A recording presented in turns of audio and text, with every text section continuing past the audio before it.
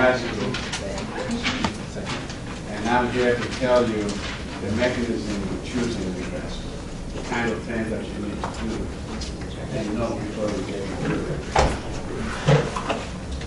So I'll give you an outline of what the credential is going to look like. We'll talk about the introduction of what you need to do and all that, learning objectives, the way you want to put yourself and understand what type of outcomes you're expecting. This is to give you a clear perspective. Because if you go into something with a fuzzy idea, you come up with a fuzzy solution. Keep that in mind, right? Right. If you take a picture and it's fuzzy, my image will change, right? But what you see there is fuzzy, right? It's just like double vision. So. And the presentation will talk about all the kinds of things that you need to do to be successful in grad school. It will be holistic, all right? Okay, well, let's look at your learning objectives. The first thing is to do a self-assessment. Understand your potential. There are different cadres of grad school, different expectations. You have to map your potential to fit that institution of your interest. If you don't do that homework from the beginning, you reduce your chances of success. It's like going to take a test and wake up in the morning and you've not studied. Unless your photographic memory is intact and all the equations and everything is in you, you're not going to make any good grade out of that class, right? The contrary to that is, if you studied all night before the test, it is still fuzzy in your mind. The equations may still be mismatching in your mind, right? And then you have flunked the test. But 3 days later, you're an expert on the test that you flunked. Why? Because you constantly thought about it, all the mistakes you made, and you straighten it. Oh, yes, I've been to school, so I know. See? And that is exactly what you don't want to do. That is what it means. Understand your potential. Assess the situation before you get into it. And you have to have some career objectives. How many of you have thought about what you want to be 5 years from now? Okay. Just 3 hands, 4 hands, 5 hands. You are on the path of success already. Because it sharpens your objective. Once you know or have an idea of what you want to do, then yes, you have to now begin to tread the path to get there, right? And that's what we're talking about here. All right? Determine the academic environment that optimizes your chances to succeed. It's not just about doing your classwork. It's about understanding the culture of the institution you're going to. How do they help nurture you to be successful? Are there minorities in that institution?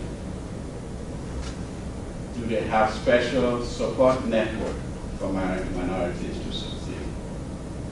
How many graduates have they produced that are minorities that could talk about the institution? They should have all that statistics. How supportive is the faculty?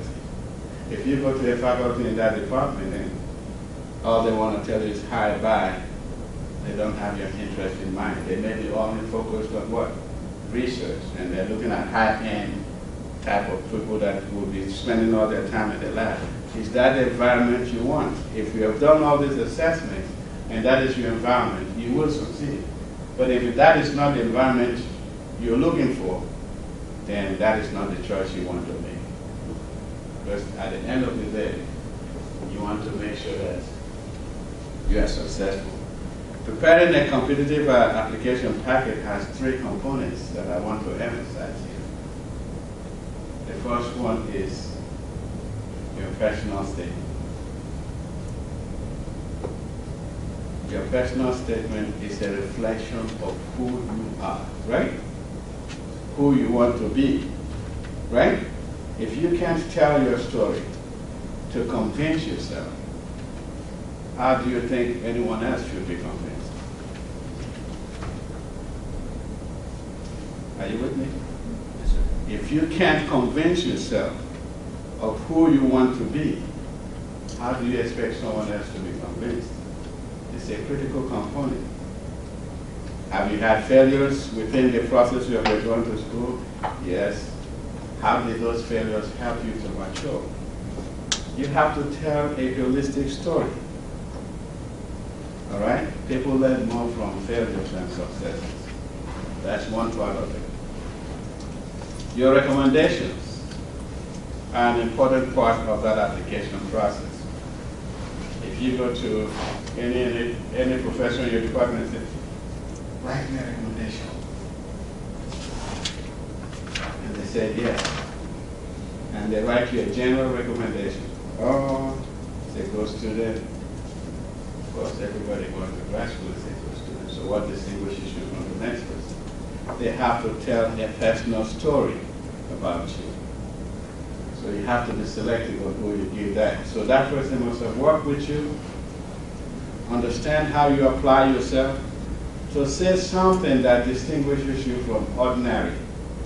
And that is why that component is very, very important. The third part is know the deadlines for that school that you're applying, especially if you're looking for assistance. Do not apply and send it in on the last day. That's an indication of your lack of seriousness. Send it in a month ahead of time and be proactive and follow through. If they look at your application first and the professor likes it and makes up his mind, something better than yours may come in, but he might have just written a letter to send to you to say you have it. To the contrary, if you put it at the end, he has seen everybody else's stuff. There's not enough money to go around. What makes you think he's going to pay attention to yours at that point? Do you see that? These are all steps that allow you to succeed. Understand GRE scores. They don't always determine your admission or success in graduate school. But they will look at it, especially the analytic part,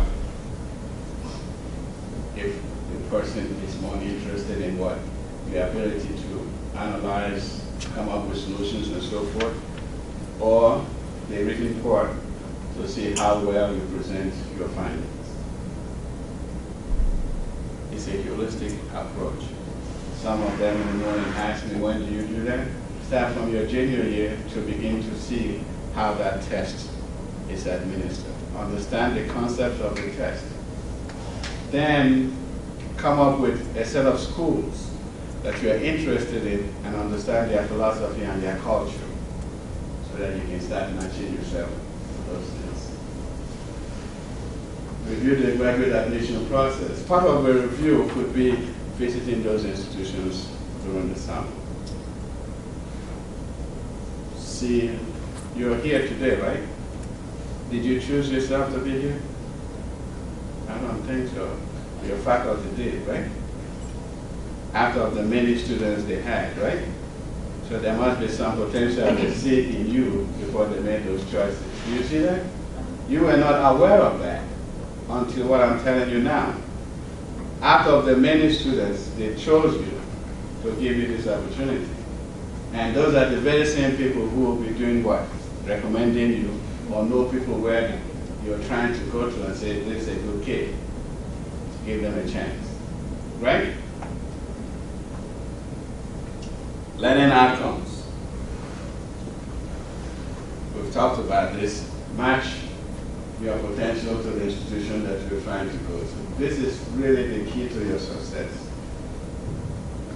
In matching your potential, you are also evaluating what type of prerequisites you will need. That is why you visit the school. That is why you look at the program. He's now allergic to me. He didn't do that before. You get to do those things so that you know beforehand what prerequisites or cavities you have in your program that will be a hindrance to your success. So you can go ahead and fill those things. If you visit the institutions or do internship with them, like the opportunities that you'll be provided here, you'll begin to know what you like. And it doesn't always have to be in engineering. This applies to any field of your interest. The nature of your chosen environment is the one that you need to look at more critically. The reason you visit the departments is to see how the faculty mingle with each other, right? You can be, how would I put it, the punching bag if you have two faculty members who hate themselves in your committee. If one approves what you've done, just to spite the person, the other one will disapprove. In the meantime, who do you think is suffering? We have a proverb in Africa, when two elephants fight, it's the ground that suffers. Have you seen elephants rumble and how much destruction they create? You are the destruction. Your career, you are the destruction that comes out of that. So you have to make sure that collegiality is there. Somebody is mentoring you when you're choosing a committee for you. You want to make sure you investigate and get people of like minds together so that it does not prolong your being there. Prepare to meet challenges, okay? Life is not a straight line. There are many detours in life. They only make you strong.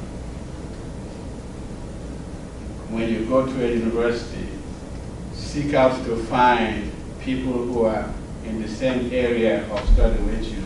Some may be more advanced than you are. Those should be your mentors as well. If you're in the research aspect of it, go to the lab with them. A question you might ask may trigger a solution to a problem. So you're not always learning, but you're also contributing. Okay, so you make sure you put yourself in that position.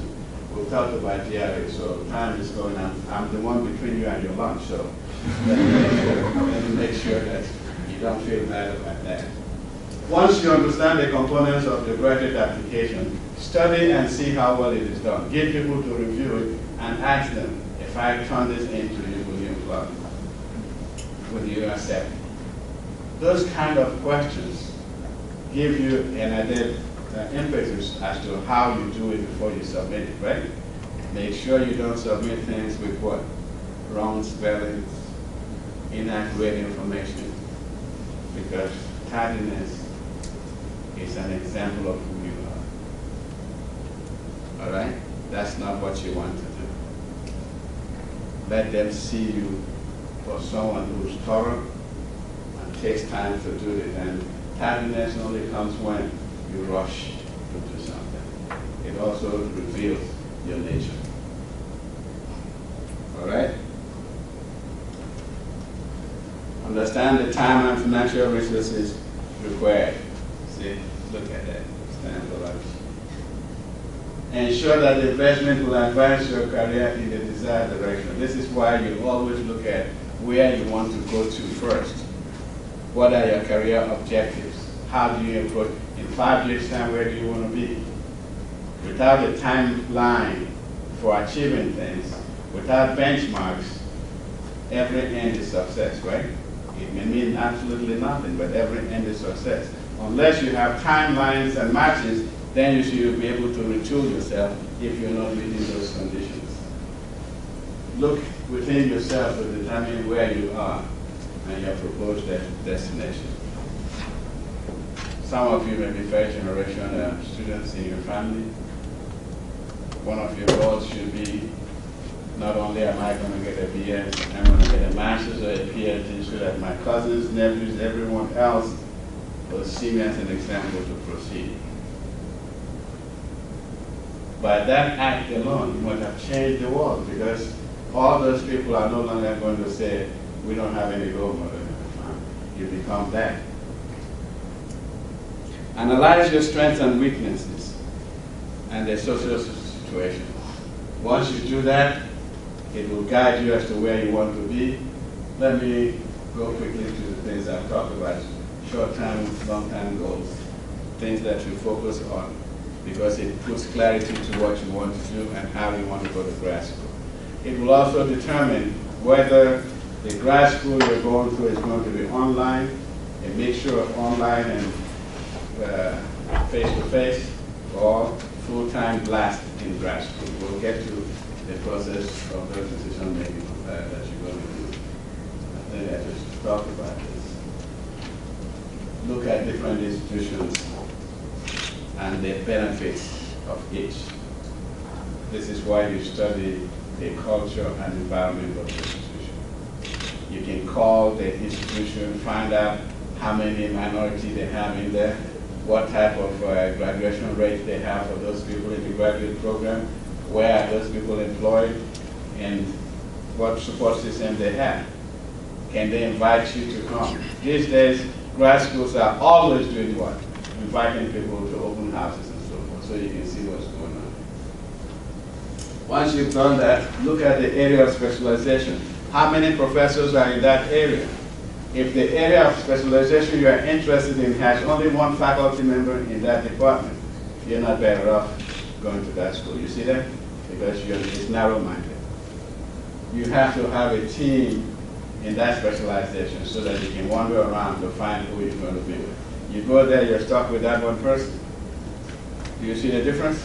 You need to make sure of that and see how that team works, and then see how you can use that to advance your career. When is the right time to begin the process? This is a question most people ask. I will always tell you that your second semester junior or first semester senior year, if you are interested in going to grad school, it's the best time to begin this investigation. Because you have a goal, you have an idea, it will structure your mind. It will also make you focus on the type of courses that you will need to minimize what? Entry-level courses once you get to grad school. All right? Preparedness, keeping you focused in the process, that is necessary. Internships are good for you. So one of the things that you're going to find here is opportunity for internship. Internships do two things for you. One, they will tell you what you don't like, and that's not a bad thing. The earlier you know that, the better you change course, okay? They will also tell you what your passion is. And once you discover that, then you will find the necessary courses around that to enhance your knowledge. So in both cases, there is no lost information. Ask yourself the following questions. Does the structure of the program fit my personal academic style? How do you study? Does it fit the way they do things there? Is it all research? Is it all problem solving? Do you have an opportunity to team with students to do the things the way you study so that you get the maximum benefit out of it? That would help you choose that institution.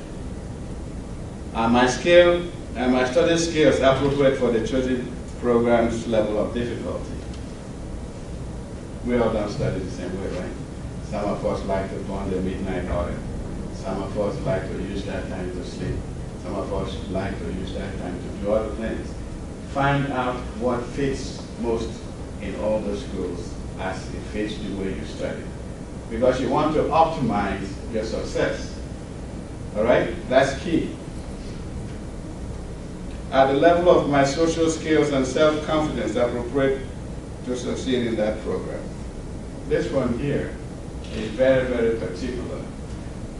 If you're a very shy person and somebody who likes to walk alone, chances are graduate school will be very difficult for you. Because graduate school requires a lot of teamwork, a lot of people studying together for a very short amount of time to succeed. You would like to know what the professor's mindset is, what were the old exams that the previous classes have had in that class, so you understand what the teacher is, the professor is emphasizing in order to succeed. But if you're a loner, you can't find those things, right? You don't even have anyone to ask those questions, so life will be very difficult for you. Is my intellectual development advanced enough to succeed in this program. This is what I talk about cavities. This is why I say you do this from second semester junior or first semester senior year. You need to begin to find out how well the courses you have taken map into the graduate program specialization you're going into. Because you can look at their course offerings and see what the prerequisites are, right? You can then look at what you've taken to see whether you can match that, right? Do you need more? At that time, you can be able to discern all that information. What qualities do the professors possess that make them to be good advisors? We are individuals, right? So we don't have the same skills. A good advisor is not one that just tells you, take this class, take this class, take this class, and that's it. A good advisor could be someone who looks at your transcript and says, what exactly do you want to do? Why did you choose that area?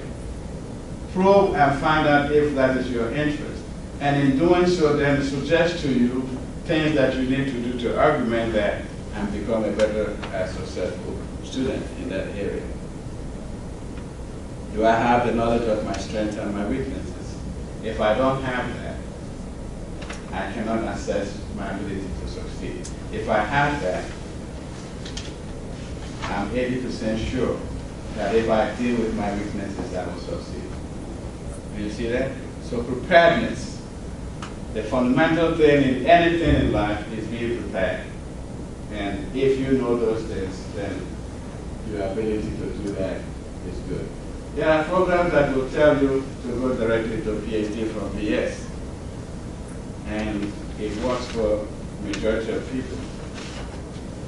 But if for any reason you don't finish and get that degree, look what happens to you. You have a bunch of credits, no advanced degree. They will still pay you as a bachelor's person, use your knowledge for those advanced courses, but you'll be earning less because there's no title associated with it. You see that? You have to be careful about that. Always have an alternative path to make sure that you know that if you decide not to finish your PhD, if you're going straight, that you can as well earn a master's degree as an exit. Okay? Don't, because that's normally the case. So you can see some people BS, PhD. That's it. There's no master's in between. They completed it, they were successful, that's okay. But there are many people who didn't finish it, and what do you think they have on their name? BS, right? And there are some people who have masters, they've gone through the PhD, and you'll see ADB. What does it mean? All but dissertation. All but dissertation. Do you think they give them money for all but dissertation? They will use the knowledge for all but dissertation and pay you for a master's degree. Okay, keep all those things in mind. That's what I want to bring to your attention. Understand the options available to you.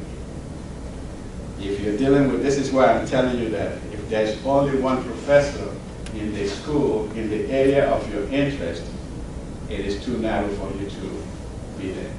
Think about where you have a pool so that you can, in that area, check out different plans to see how you succeed. See how prepared you are by aligning your courses. I've talked about this, that you've taken to the course description in the degree plan. So I don't need to repeat that again.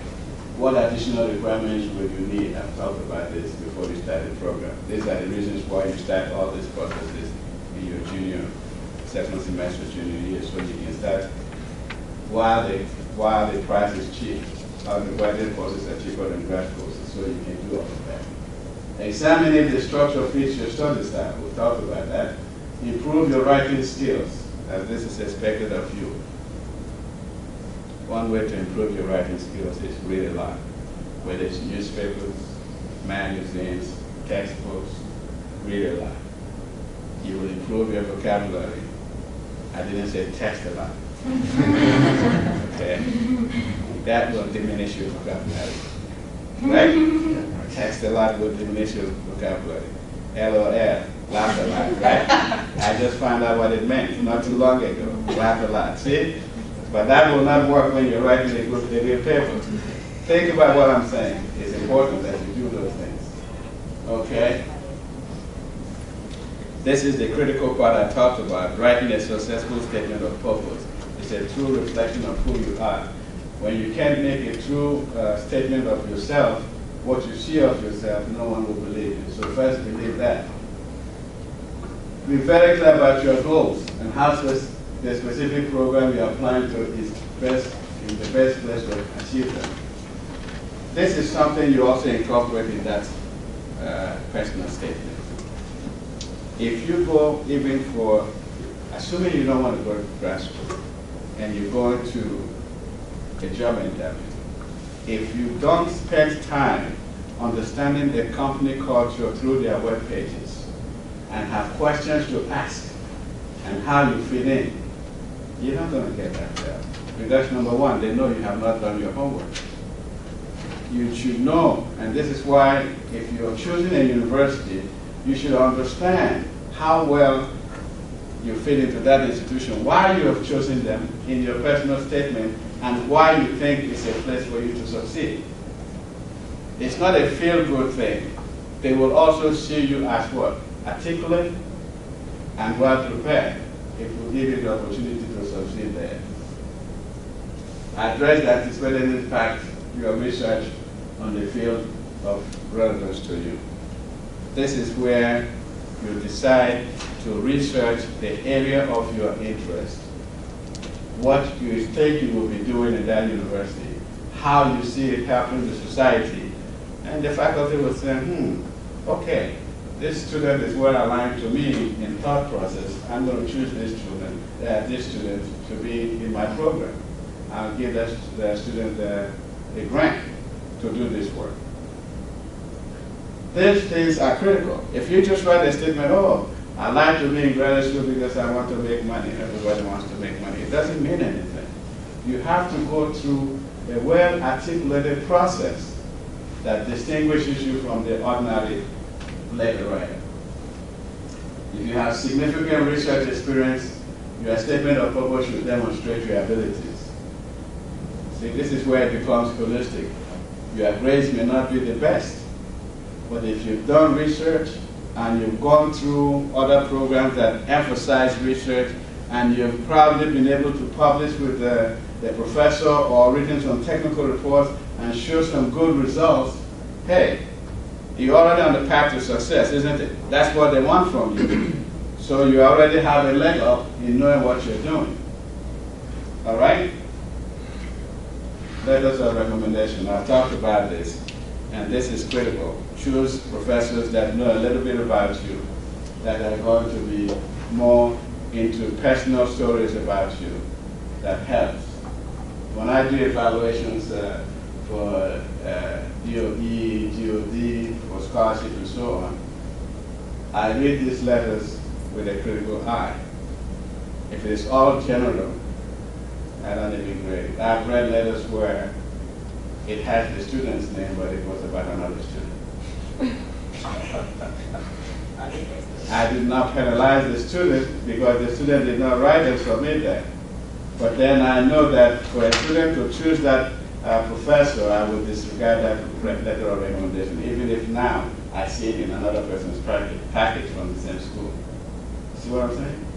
Because if that faculty is that careless, then that's not going to take serious about what they say.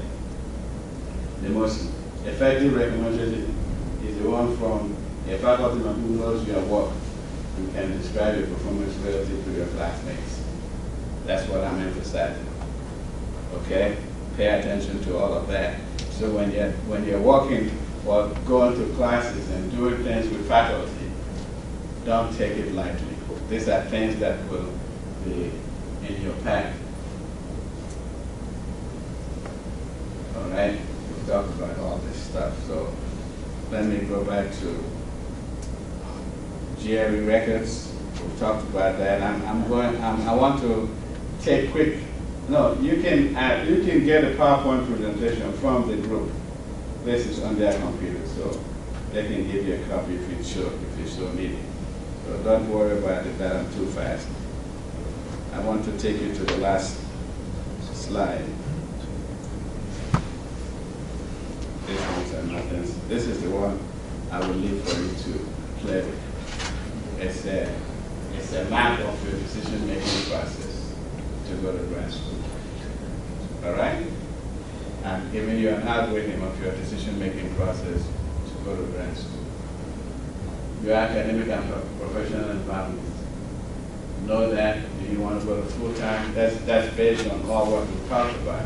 Do you want to go full-time or part-time? If you're going part-time, do you want to be 100% online? Or do you want a mixture of online and face-to-face? If you want to go full-time, what are your program requirements? Once you identify those things, find what your degree requirements are, find what capacities you have, and the things we talked about. If you're going full-time, do those things, find full-time funding opportunities. If you're going part-time, you can also look at what type of research interest you have.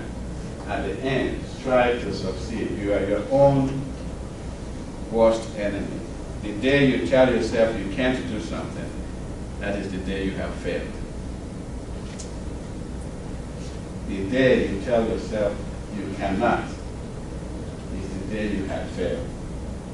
Tell me any successive person, and I'll tell you how many times you failed. The key is persistence. And in every failure, there's a lesson learned. And that is where how progress is made. If there's fire now, I think every one of you would have run it, right?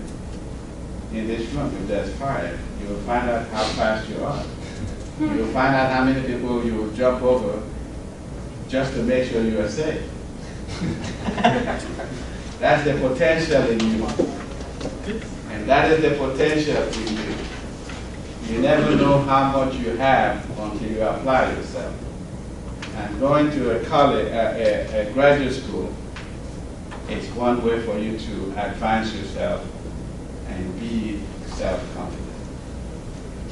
Questions?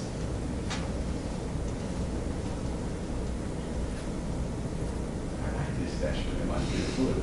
Getting ready for lunch. Any questions? No? All right. Thank you.